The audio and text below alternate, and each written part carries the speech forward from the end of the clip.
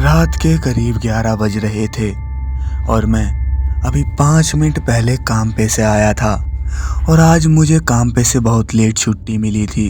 इसी वजह से मैं बहुत थक भी रहा था और मेरे दिमाग में एक टेंशन भी चल रही थी कि उस रात 3 बजे के करीब मेरे साथ स्टोर रूम में जो घटना घटी थी। खैर छोड़ो, मैंने अपनी माँ को आवाज़ लगाई। माँ, ओ माँ, आज मुझको बहुत तेज़ भूख लग रही है, मुझको खाना दे दो जल्दी। माँ ने फटाफट खाना लगाया और मैं खाना खाने के बाद अपने बेडरूम में चला गया। मेरे दिमाग में अब फिर से वही टेंशन गूंज रही थी कि आखिरकार वो था तो था कौन। खैर छोड़ो, मेरी आंखें झपकने लगी और मुझको बहुत नींद भी आने लगी। अभी करीब 12:30 बज रहे थे। मैंने अपने दोस्त फरीद को फ़ोन लगाया। उसका फ़ोन अचानक से स्विच ऑफ आने लगा और मैं सोचने लगा कि आखिरकार उसका फ़ोन आज स्विच ऑफ क्यों आने लगा, क्योंकि वो 1-2 बजे तक के रोज़ जागता है। एकाएक मेरे स्टोर रूम से आवाज़ आने लगी। मैं आवाज़ सुनकर थोड़ा बेचैन हुआ। मैंने अपना लिहाफ हटाया और उठने लगा और उस आवाज़ के पीछे पीछे मैं थोड़ा जाने लगा।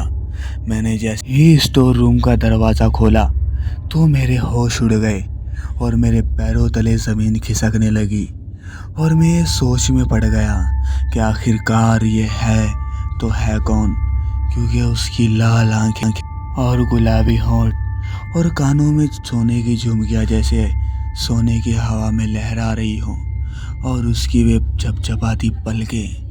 मुझे कुछ मिनट के लिए ऐसा लगा मानो मैं एक अस्पताल दुनिया में खो गया हूँ। अचानक मेरा फ़ोन बजा। फ़ोन फरीद का था। मैंने फ़ोन उठाते हुए फरीद से बात की और वो मंजर मेरे सामने से गायब हो चुका था। सुबह मैं फरीद से मिला। फरीद ने मुझे बताया कि खुर्दा पेट्रोल पंप के पास उन्हें एक लाश पड़ी मिली जिसके पूरे शरीर का खून चूस चुका था। उसके गर्दन पे इंसानी काटे हुए दांत भी लगे हुए थे। जिसके बाद फरीद ने मुझे बताया, ये अवंतिका का काम है। हाँ, ये उसी का काम होगा। मैंने उससे पूछा, अवंतिका? ये कौन है? जिसके बाद फरीद ने मुझे बताया, अवंतिका ये हर अमावस की रात को आती है और अपना शिकार ढूंढकर उसे मार डालती है। एकदम मुझको मेरे स्टोर रूम वाली बात मुझे याद आती है। मैंने वो किस्सा फरीद को बताया, जिसके बाद फरीद ने कहा, हो न हो ये वही है अवंतिका। पेट्रोल पंप वाला किस्सा मुझे थोड़ा झूठ और थोड़ा सच लगा। बात ख़त्म करके हम दोनों अपने अपने घर पहुँचे। घर पहुँचकर मैंने खाना खाया और आज मैं काम पर नहीं गया था, इसलिए मैं लेटने की तैयारी करने लगा। मैं उन्हीं ख्यालों में सो गया था कि उस रात स्टोर रूम में वो चीज़ क्या था। रात के 10:15 हो रहे थे। मेरी आँख खुली। पूरे घर में घड़ी की टिक टिक आवाज़ आ रही थी। मैंने उठकर देखा, घर में सब साफ सुथरा था। मैंने माँ के कमरे में झांक कर देखा तो माँ कंबल लेकर लेटी हुई थी और गहरी नींद में सो रही थी। मैं जाकर वापस सोने की तैयारी करने लगा। एक बार मैंने अपना मोबाइल उठाया, उसमें फरीद की 6 मिस कॉल थी। मैं उसकी कॉल को टालते हुए फिर से लेटने की तैयारी करने लगा। करीब थोड़ी देर बाद मुझे स्टोर रूम से वो फिर से आवाज़ आने लगी। मैं थोड़ा घबराया। मुझे फिर से अपना वही स्टोर रूम का किस्सा याद आने लगा और फरीद की बात भी। वो अवंतिका के बारे में कुछ बता रहा था।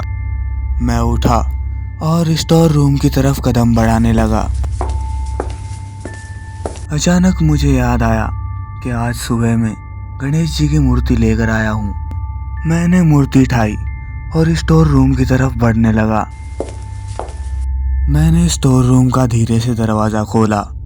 वहाँ पर एक बेहद खूबसूरत लड़की खड़ी हुई थी। उसने एकदम से चीखें मारी। उसका चेहरा काला पड़ने लगा और आंखें लाल होने लगी और उसके लंबे लंबे नाखून मानो उनसे खून टपक रहा हो और वो एकदम गायब हो गई। मैंने फिर से सुबह ये बात जाकर फरीद को बताई। फरीद ने मेरी बात का सच भी माना, पर लेकिन वो यह सोच में पड़ गया कि आखिरकार यह बच कैसे गया, क्योंकि अवंतिका के हाथों एक बार जो लगा है वो आज तक कोई बच नहीं पाया है। उसने मुझसे एक सवाल किया। उवेश, एक बात बताओ, तुमने ऐसा क्या किया कि तुम उसके चंगुल से बच गए? मैं थोड़ी डरी सहमी आवाज में बोला, मेरे पास गणेश जी की मूर्ति थी ना। फिर फरीद को याद आया कि गणेश जी की मूर्ति देखकर अवंतिका बहुत दूर भाग जाती है। कुछ दिन बीते और जिंदगी फिर से पहले की तरह बीतने लगी और यह कहानी यहीं पर ख़त्म होती है। अगर आपको कहानी अच्छी लगी तो डाउनलोड कीजिए पॉकेट FM ऐप, जहां पर आपको मिलेंगी आपकी नई नई पसंद की हर स्टोरीज़।